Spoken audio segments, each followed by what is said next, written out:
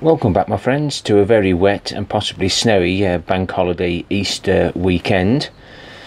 We've had a lot of rain, no good doing anything actually on the plot. I've just got some of the cucumbers and courgettes soaking in the water from the bottom. Don't want too many damping off.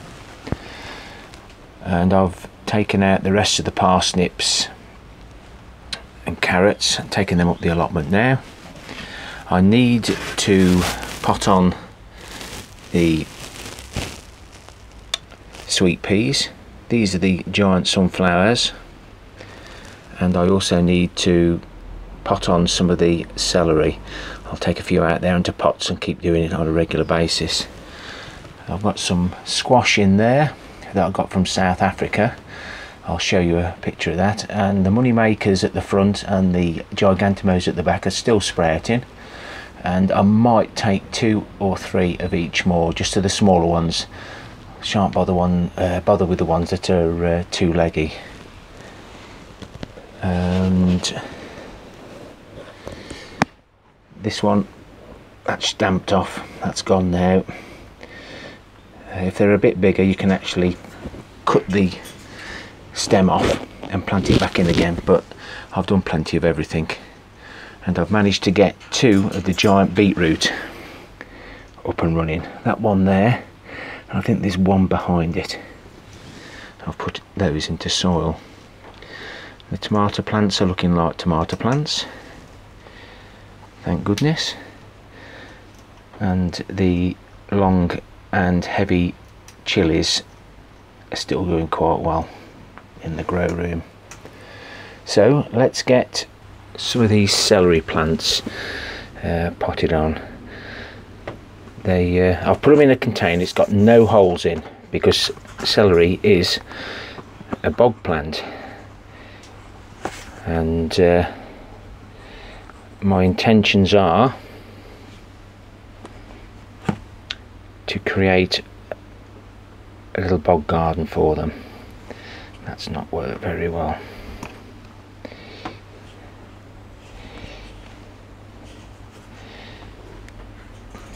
The seeds are very small, the plants are very small. So down on the plot I'm going to line a section of my plot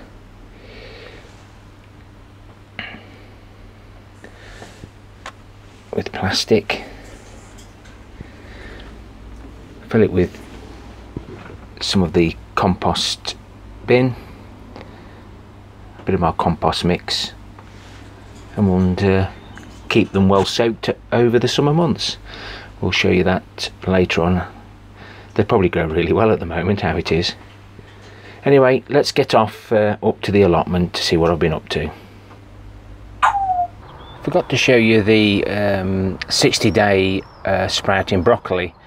Now, as you can see, it's gone mad. It's got, yeah, okay, it's in the grow room, it might be leggy, but compared to the other brassicas that have been out in the cold, it does seem like it does grow really quickly. So I must get some of these potted on. Nice and deep up to the leaves, and hopefully they'll do well.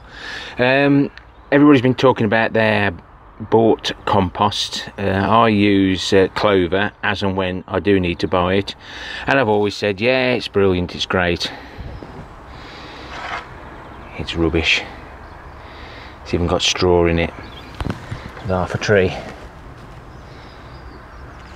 I bought one the other day. I got some spare pennies and I thought, well, I'll give it one more go. I've got plenty of homemade compost, but sometimes sort of potting on it's just as easy. But no, I am disappointed. Even the Seed and Modular, that's got the little hard lumps in, and similar to that, yeah, it's good stuff.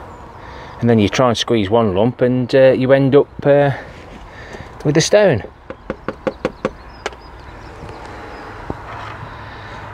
Your fingers. That'll teach me not to wear gloves. Anyway, let's go and have a look and see what we've got. growing in the polytunnel. I managed to get a few hours the other day. So there are my spring onions bunching. Just put one hole in, about 10 seeds, didn't count them. Just put the microphone off. Pause it if you want to have a look at those, but there's loads of different types of flowers there. Then we get on to loads and loads of different lettuce. I've sprinkled a few of each of the seeds in. We know all about the brassicas. I've bought the remaining carrots and the giant carrots and giant parsnips out the grow room. They're not going to do no good there. Again, other than the one or two that we spoke about where they either slugs had them or they just didn't germinate.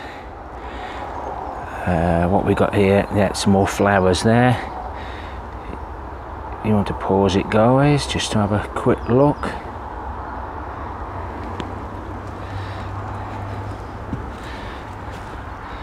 Some salvia, some of those are my saved seed.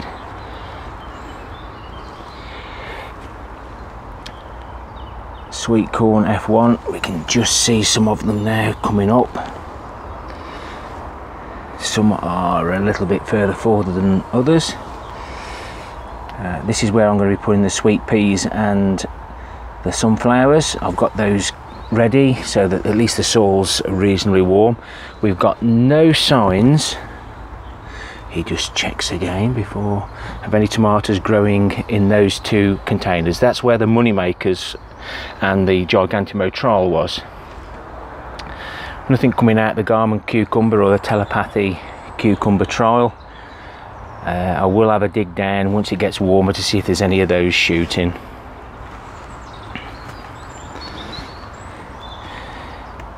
Two successional sowings of carrots and two successional sowings of radish. I'm again due for another lot. The carrots in the pipes surrounded in the plastic seem to be reasonably happy, so I'm pleased with that.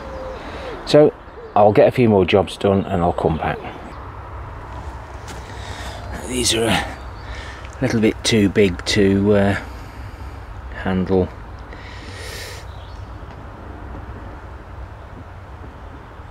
Now just put the root downhill, and I'm just going to leave the tip of the, don't have to be too deep I don't think.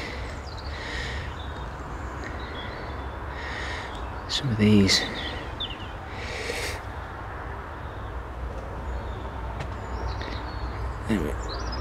so that bit there is the actual thing, and you can see, guys, you can see why these rubber gloves are put in the skip. Sometimes you get good ones, sometimes you don't, but as long as the don't touch these seeds, it'll be fine.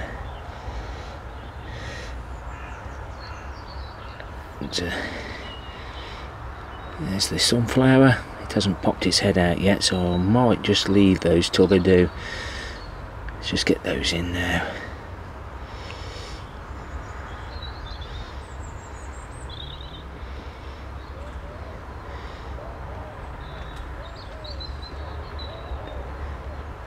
Shan't be wanting many sunflowers, but can always give them away. So I'll just finish this off. Find a finger that's not got a bit of glove on it. So that's 24 sweet peas done. The others haven't germinated, so there's a waste of time actually putting them in unless they actually start sprouting. And I've kept them as high as I can away from the mice, hopefully. And I'm just trying this with the guttering, just 2 bits of string. So and there's no signs of